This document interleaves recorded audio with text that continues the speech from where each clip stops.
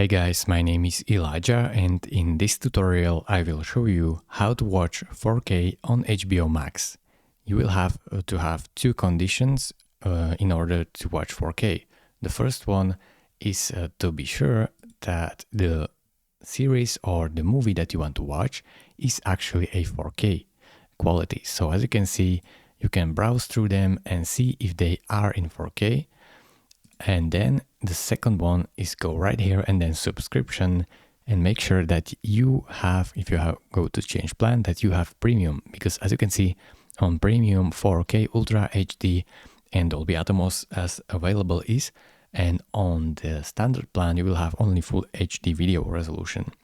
So it is really simple. Thank you very much for watching. If you want to change your plan, make sure that you make it yearly, because you can see that there it is cheaper. So click on premium and then continue, and then fill out this form and confirm and pay. Thank you very much for watching. If this video was helpful to you, consider subscribing and liking this video, and I will see you in the next tutorial. Bye bye.